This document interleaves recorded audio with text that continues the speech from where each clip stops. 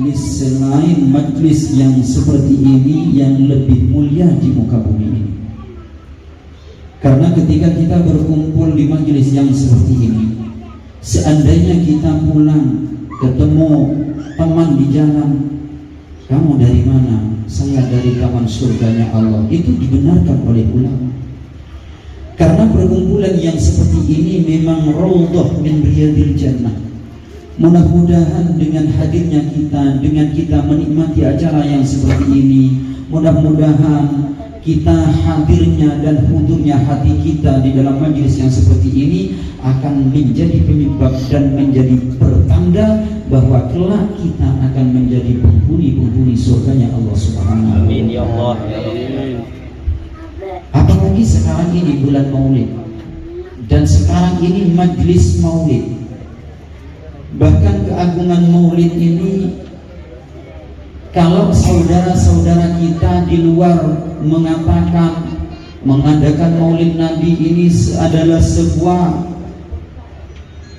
kelakuan yang bid'ah yang tidak pernah dilaksanakan oleh Rasulullah, dan itu pelakunya diancam dengan neraka. Bahkan kadang ada saudara-saudara kita yang tidak begitu memahami tentang agama mengatakan orang yang melaksanakan berkumpul seperti ini, menghidangkan makanan seperti ini dianggap dhalalah, dianggap berdosa. Ini sangatlah salah. Kita mengacu kepada apa yang telah dijelaskan oleh Abu Yasin Muhammad bin Alawi al-Maliki al-Hasani, bahwa tentang Maulid ini sudah tidak diragukan lagi, sudah tidak dipertentangkan lagi oleh ulama, bahwa pertama kali orang yang mengadakan Maulid yaitu sahibul Maulid Rasulullah sallallahu alaihi wasallam. Yang jadi pertentangan di antara kita, bagaimana cara kita mengadakan Maulid. Kalau kita mengadakan Maulid dengan masyru'iyatihi, dengan apa yang telah dianjurkan Rasulullah, mengadakan Maulid dengan apa yang telah disunnahkan oleh Rasulullah, mengadakan Maulid dengan acara-acara yang memang diperintahkan oleh syariatnya Rasulullah, maka hal itu menjadi sebuah menjadi sebuah kelakuan yang sangat baik dan menjadi pengakuan dan perkumpulan yang sangat agung di sisi Allah Subhanahu wa taala. Bahkan Khalifatul Rasulullah yang pertama yaitu Sayyidina Abu Bakr As-Siddiq, yang sekaligus temannya Rasulullah, sekaligus mertuanya Rasulullah, mengatakan, "Man anfaqa dirhaman li maulidi Rasulillah sallallahu alaihi wasallam kana rafiqi fil jannah." Barang siapa yang menghabiskan hartanya sampai 1 dirham. 1 dirham itu tidak banyak, Bapak. 1 dirham itu kalau di kurs rupiah, tapi bukan dirham Uni Emirat Arab yang sekarang ya, yang nilainya hanya 4.000 rupiah. Akan tetapi yang dimaksud dirham yang dulu. Dirham yang dulu, 1 dirham yang dulu itu mungkin, kurang tahu pasnya, mungkin tidak akan lebih dari 150.000. Barang siapa yang sampai menghabiskan hartanya sebesar 1 dirham hanya karena mengadakan Maulid Nabi, maka kelak akan bersamaku di surganya Allah Subhanahu wa taala. Ini khalifah yang pertama. Ini Abu Bakr Siddiq yang mengatakan, ini orang yang jelas-jelas dijamin surga oleh Allah Subhanahu wa taala. Karena rafiqi fil jannah, tidak tanggung-tanggung. Makanya para ulama kita, para guru-guru kita, habaib kita, kalau masalah Maulid ini, bahkan setiap minggu mengadakan Maulid, setiap bulan mengadakan Maulid, bahkan kadang 1 bulan 4 kali, 1 bulan 2 kali mengadakan Maulid. Apa tujuannya? Tujuannya itu hanya satu, fil hasri syafi'una Muhammad munjil khalaiqi min jahannam, agar kelak nanti di yaumul mahsyar Nabi Muhammad itu menjadi satu-satunya yang memberi pertolongan terhadap kita dan menyelamatkan kita dari kobaran api neraka. Amin Allahumma amin. Bahkan Imam Syafi'i radhiyallahu anhu, Imam Syafi'i ini imam yang sangat tidak asing di kalangan di kalangan santri, khususnya di kalangan Indonesia pada umumnya. Imam Syafi'i ini pernah mengatakan di dalam satu majelisnya, man jama'a li maulidin Nabi sallallahu alaihi wasallam ikhwanan wa hayya'a ta'aman wa akhla makanan wa awqada surajan ba'athahu Allahu yawmal qiyamati ma'as siddiqina wa syuhada'i wassalihin. Barang siapa orang mengumpulkan sanak pemilihnya, teman-temannya, tetangganya, dikumpulkan dan disediakanlah makanan, tempatnya dibersihkan, tempatnya dibikin wangi, tempatnya dibikin harum, tempatnya dibikin indah, dan lampunya diberi lampu yang istimewa. Maka kata Imam Syafi'i, jangan dianggap sepele ini perkataan seorang waliullah, yang mana Imam Syafi'i ini tingkat kewaliannya sudah sampai ke wali autat. Tidak ada dari imam salah satu yang 4 ini tingkat kewaliannya sampai pada tingkatan wali autat, satu-satunya cuma Imam Syafi'i. Apa kata Imam Syafi'i? Ba'athahu Allahu yaumal qiyamah ma'as-siddiqin wa syuhada wassalihin. Maka kelak akan dibangkitkan dari kuburnya ketika tiba hari kiamat beserta orang-orang yang siddiqin, yang syuhada dan sholihin. Dan tidak dapat dipungkiri bahwa orang-orang yang seperti itu akan dikumpulkan di dalam kenikmatan, yaitu surganya Allah Subhanahu wa ta'ala. Amin Allahumma amin. Allahumma amin. Timbul pertanyaan, kenapa maulid ini kok seistimewanya sampai seperti itu? Bahkan menghabiskan harta cuma 1 dirham, karena rafiki fil jannah, kata Abu Bakr Siddiq. Maka Syekhul Islam Ibnu Taimiyah menjelaskan di dalam salah satu kitabnya, kenapa maulid ini kok sangat agung? Kenapa maulid ini kok sangat besar pahalanya? Kenapa orang yang biasa hadir, hudur, khusyuk, khudu di dalam maulid kok termasuk orang-orang yang diberi nikmat oleh Allah Subhanahu wa ta'ala? Alasannya ini cuma 2. Alasannya 2. Kenapa maulid seperti ini sangat agung pahalanya di sisi Allah Subhanahu wa ta'ala? Yang pertama, li'annal hadirina lil maulid humul ladzina tamassakuna li sunnati Rasulillah sallallahu alaihi wasallam. Karena orang-orang yang hadir terhadap maulid adalah orang-orang yang memegang erat terhadap sunnah daripada Rasulullah sallallahu alaihi wasallam. Ini yang pertama. Yang kedua, kenapa maulid ini kok begitu agung dan besar pahalanya di sisi Allah Subhanahu wa ta'ala? Karena di dalam maulid ini mengandung ajakan terhadap sunnah daripada sunnah Rasulullah sallallahu alaihi wasallam. Dengan artian, ketika kita hadir terhadap maulid, tujuannya ini tetap memegang erat sunnah Rasul. Dan di dalam maulid ini ada semacam ajakan terhadap sunnatul Rasul, maka disitulah ada nilai pahala yang sangat besar dari Allah Subhanahu wa ta'ala. Maka dari itu, di dalam majlis maulid ini tidak kita sekedar hadir, tidak kita hanya sekedar makan-makan, tidak kita hanya sekedar membaca syarahul anam, tidak. Akan tetapi ada tujuan yang jelas, ada niat yang jelas, dan ada tarikan mahabbah terhadap Rasulullah sallallahu alaihi wasallam. Yang artinya kita menghadiri maulid tetap harus menjaga sunnah-sunnah daripada Rasulullah sallallahu alaihi wasallam. Kita hadir terhadap maulid, kita saling mengajak terhadap sunnah Rasulullah sallallahu alaihi wasallam.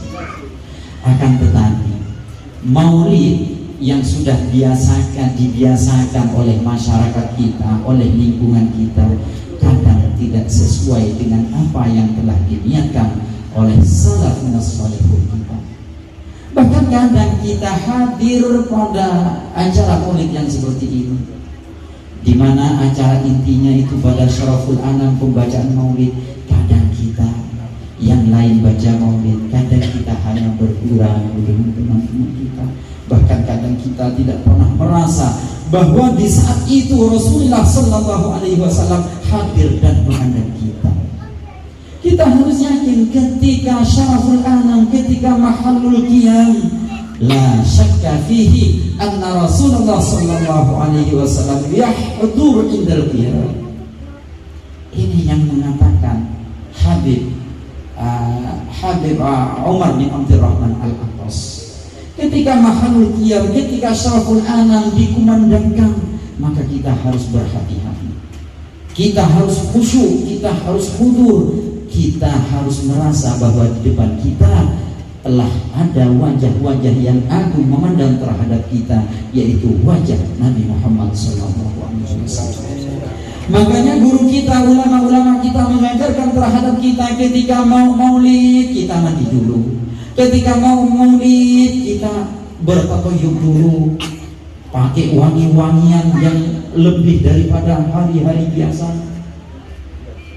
Makanya ulama-ulama kita, guru-guru kita kalau ingin mengadakan maulid ini, rumahnya dihiasi, yang lampunya asalnya 5 watt, 10 watt, pakai yang 50 watt. Kenapa? Ta'ziman wa ikraman li huduri habibina Muhammad sallallahu alaihi wasallam. Jadi mari kita jadikan pelajaran acara maulid ini, jadikan wadah bahwa kita sangat beruntung menjadi umat daripada Nabi Muhammad sallallahu alaihi wasallam. Kita semua telah mengetahui betapa beruntungnya kita dipilih oleh Allah Subhanahu wa taala sebagai umatnya Nabi Muhammad. Sampai Nabi Musa ini tidak pernah minta terhadap Allah Subhanahu wa taala, jadikanlah ya Allah kekeramatan saya, keagungan saya, kemuliaan saya seperti kemuliaan Nabi Muhammad. Tidak. Akan tetapi apa yang diminta Nabi Musa terhadap Allah taala? Ya Allah, ya Rabb, kalau saja saya tahu keagungan Nabi Muhammad dan keberkahan umat Nabi Muhammad, kenapa saya tidak dijadikan umatnya Nabi Muhammad sallallahu alaihi wasallam? Maka lewat acara yang seperti ini, mari kita berpegang teguh terhadap sunnah Rasulullah sallallahu alaihi wasallam. Kita satu demi satu belajar mengenal terhadap sunnahnya Rasulullah. Kita satu demi satu kita mengerjakan apa yang telah dikerjakan oleh Rasulullah Sallallahu Alaihi Wasallam.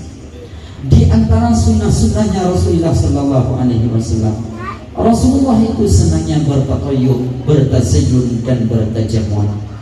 Rasulullah itu senangnya memakai wangi-wangian. Rasulullah itu sunnahnya Rasulullah selalu bersih, Rasulullah itu selalu indah, dan Rasulullah itu selalu berwangi-wangian walaupun keringatnya Rasulullah atyabu min rihil miski, akan tetapi Rasulullah tetap mengajarkan terhadap kita sebagai umatnya untuk selalu berwangi-wangian. Makanya Rasulullah walaupun keringatnya ini lebih harum daripada bau misik yang ada dimanapun, tapi Rasulullah tetap memakai wangi-wangian, tetap memakai wangi-wangian. Ini salah satu sunnah. Makanya kita harus dibedakan hadir terhadap acara haul, yang mana yang dihauli itu kadang orang tua kita, kadang guru kita, kadang teman kita. Itu harus dibedakan dengan menghadiri acara maulid Nabi Muhammad SAW. Shahibul maulid pasti hadir di tempat ini. Makanya setiap tempat yang dijadikan tempat maulid, tempat itu pasti barokah. Bahkan Imamuna Abil Hasan Ali Asy-Syadzili pernah mengatakan di dalam satu majelisnya, tempat yang ditempati maulid Nabi Muhammad selama 40 hari 40 malam tidak akan lepas dari pandangan dan penjagaan para malaikat-malaikatnya Allah Subhanahu wa ta'ala. Di antara salah satu sunnahnya, Rasulullah itu mempunyai sifat haya yang luar biasa. Itu harus ditiru. Itu harus ditiru. Sifat hayanya Rasulullah luar biasa. Rasulullah itu rasa malunya luar biasa. Bahkan suatu saat Rasulullah berjalan di Madinah bersama para sahabatnya, sarungnya ini tersingkap oleh angin yang oleh terpaan angin, sehingga betisnya ini tersingkap. Wajah Rasulullah ini sampai merah dari saking malunya. Ini sifatnya Rasulullah. Ini yang harus ditiru oleh kita sebagai umatnya. Sifatnya Rasulullah itu menghormati yang lebih tua dan mengasihi yang lebih muda, menghormati yang lebih tua dan mengasihi orang yang lemah. Bahkan di dalam satu hadisnya Rasulullah mengancam, laisa minna ma lam yuqir kabirana wa lam yarham saghirana.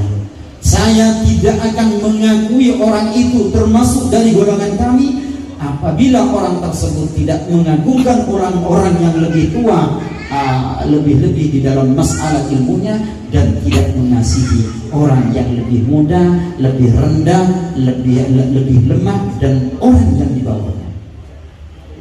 Ini sunnahnya Rasul, dan ini ada ancaman dari Rasul.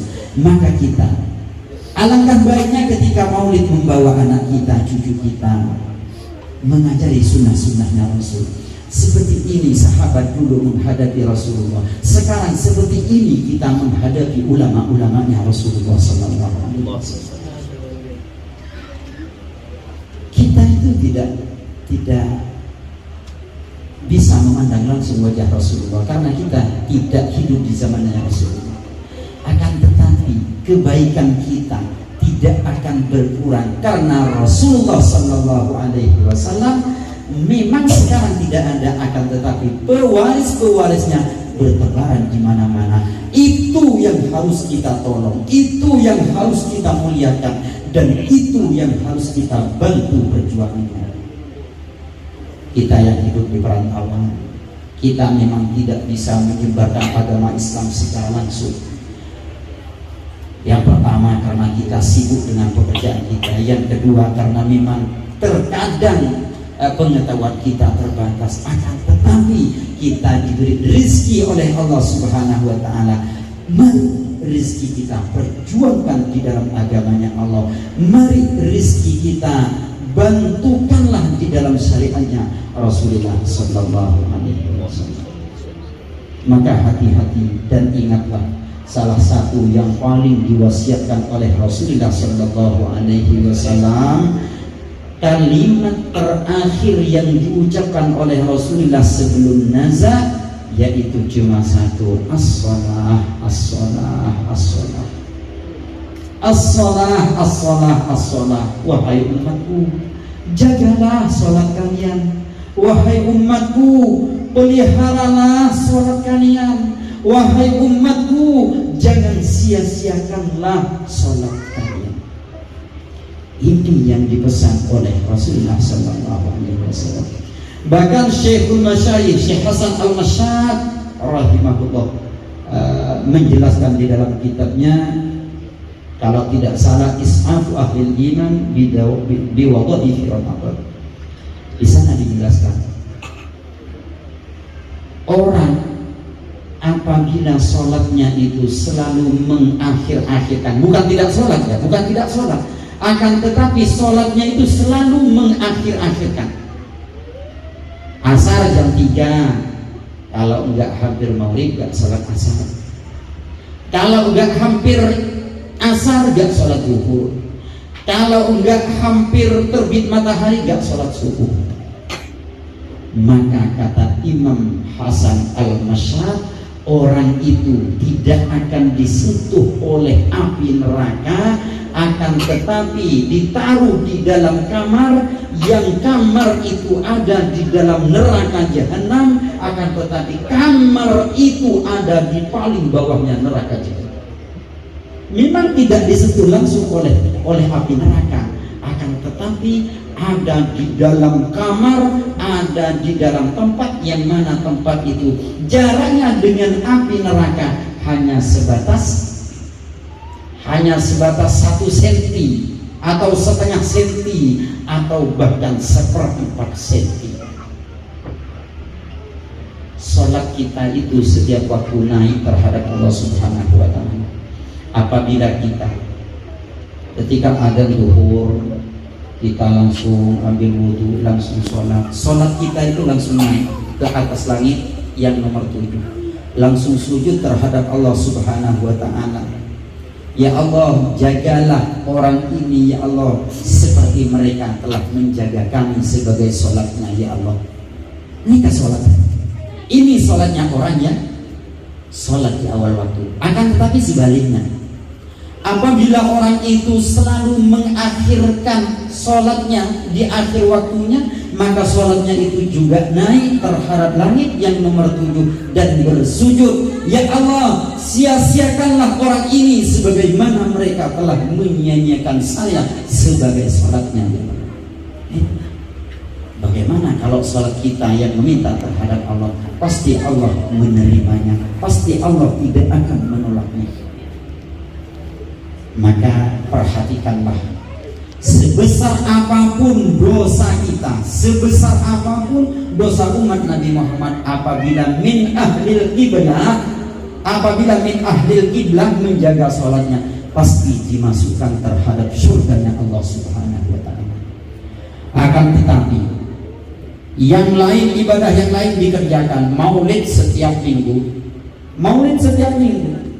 sedekah miliaran, haji setiap tahun, umroh 1 tahun 5 kali. Kalau tidak sholat, maka orang itu tidak akan pernah mendapat pertolongan dari Rasulullah SAW. Tidak akan pernah. Ada beberapa orang yang tidak akan pernah dapat pertolongan Rasulullah SAW. Yang pertama, orang yang meninggalkan sholat. Yang kedua, orang yang durhaka terhadap kedua orang tuanya. Yang ketiga, orang yang benci terhadap pewarisnya Nabi dan ahli baitnya Nabi. Bahkan di dalam hadis itu dijelaskan, orang itu ketika meninggal, kalau ada di dalam hatinya sedikit pun rasa benci terhadap ulama, rasa benci terhadap ahli bait para habib, maka orang itu dipastikan tidak akan membawa Islam dari kita. Dipastikan dapat dipastikan. Maka hati-hati dengan para ulama, hati-hati dengan para habaib, hati-hati dengan acara maulid yang seperti ini. Hati-hati. Jagalah adab kita, jagalah sunnah-sunnahnya Rasul, dan mari kita saling mengajak satu sama lain, kita berpegang teguh terhadap sunnah daripada Rasulullah SAW. Mudah-mudahan perkumpulan kita yang dilaksanakan pada malam hari ini diterima, qabul oleh Allah Subhanahu wa ta'ala, dan dipandang oleh Nabi Muhammad SAW. Kelak kita dicatat sebagai orang yang cinta terhadap Rasulullah SAW, dan kelak kita akan dikumpulkan bersama Rasulullah Muhammad sallallahu alaihi wasallam. Demikian yang bisa kami sampaikan. Mohon maaf atas segala kekurangan dan kekhilafan. Apabila ada yang benar, mudah-mudahan barokah dan manfaat. Apabila banyak yang salah, mohon maaf yang sebesar-besarnya.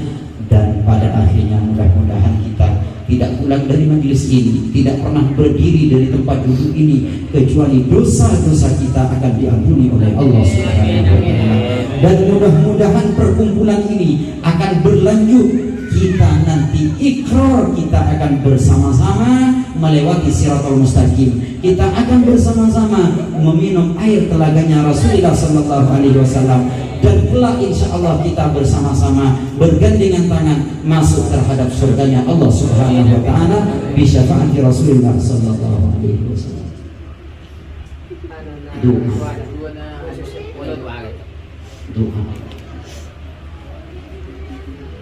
Doa maulid. Allahumma صل وسلم وبارك عليه وعلى آله وصحبه. صدق الله العلي العظيم وبلغ رسوله الحبيب الكريم ونحن على ذلك من الشاهدين والشاكرين والحمد لله رب العالمين.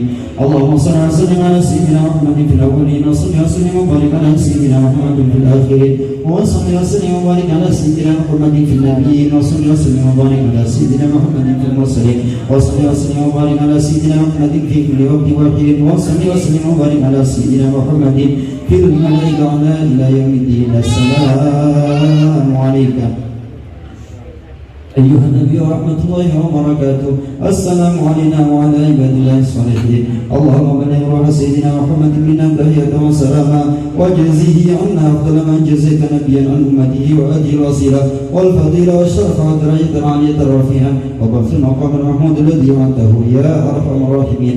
اللهم اجعلنا والحاضرين والحاضرات والمساهمين والمساهمات خصوصا صاحب الحاجة وعيالهم ممن يستوجبون شفاعته ويرتدون به من الله رحمته والحمد لله رب العالمين. اللهم بحرمة هذا النبي الكريم وآله وصحبه السالكين للنهج القويم اجعلنا من خيار أمتي اجعلنا من خيار أمتي اجعلنا من خيار أمتي واصلنا بذيل حرمتي واشفنا في سمرتي واستعمل ألسنتنا في مدحه ونصرته وأحينا مستمسكين بطاعته ومحبته وأمتنا على سنته وجماعته.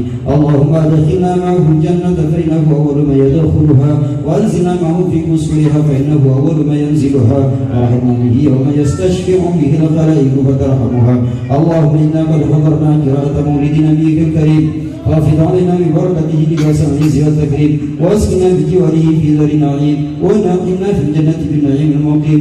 اللهم إنا نسألك بجاه هذا النبي المصطفى وآله أهل الصدق والوفاء كلنا معنا ومصفا وقوينا بالجنة غرفا وارزقنا يا الله بجاهه عندك قبولا وعزا وشرفا. اللهم إنا نتوسل إليك بنبيك المختار وآله الأطهار وأصحابه الأخيار أن كفر عنا الذنوب والأوزار يا الله يا الله يا الله واحرسنا من جميع المخاوف والأخطار واجمع بيننا وبينه في دار القرار وتقبل منا ما قدمنا من يسير أعمالنا في الإدار والإسرار وارحمنا برحمتك واغفر لنا إنك أنت العفو الغفور الغفار. إلهنا تم منا ما علينا ووفقنا لشكرك ما بقينا أزدنا برد عفوك ونعوافي وحب كل مطلوب علينا فإنا لا نعمل في مهمنا لا ما بنا ولا ما قد لقينا على أحد ولا سبب ولكن إذا ضاقت وكنت لها قبينا. وصل على رسولك كل خير محمد النبي الزاكي الأمين كذا آل وصحب الكرام وله والتابعين. اللهم يا الله تقبل وأوصل مثل ثواب ما قرأناه وما فعلناه من جميع الخيرات وما تصدق به صاحب الحاجة هدية واسعة ورحمة نازلة وبركة شاملة إلى حضرة النبي المصطفى محمد صلى الله عليه وسلم وأزواجه وذريته وأهل بيته وأصحابه والتابعين والتابعين ومن تبعهم بإحسان إلى يوم الدين وإلى جميع أرواح آبائنا وأمهاتنا جدتنا جدتنا لجميع القبور من المسلمين والمسلمات والمؤمنين والمؤمنات خصوصا إلى أرواح جزدي بن أسمان وجهل بنت أسمان ومطمئنة بنت جزدي ومرجي بن جزدي وسويا بن أسر ومتروب بن قنفر ورضي بنت متروب ومحمد بن متروب وحج سريجة بنت جديد وجسم بن أسمان وحج سلامة بنت قنفر وحج سريعة بنت قنفر ومسر بن قنفر ولنتن بنت أربدين ووصولهم وصول وصولهم وفروعهم وفروع فروعهم ولجميع من انتسب إليهم. اللهم ارفع لهم الدرجات وغفر عنهم السيئات وضاعف لهم الحسنات وادخلهم الجنة مع الآباء والأمهات. اللهم اجعل قبرهم روضة من رياض الجنان ولا تجعل قبرهم مفردا منهم فإني اللهم ابدلهم دارا خيرا من دارهم واهلا خيرا من أهلهم وجيرانا خيرا من جيرانهم وقهم عذاب القبر عذاب النار وفتنة المحيا والممات وفتنة المسيح الدجال. اللهم إن كانوا محسنين فزد في حسناتهم وإن كانوا مسيئين فتجاوز عن سيئاتهم.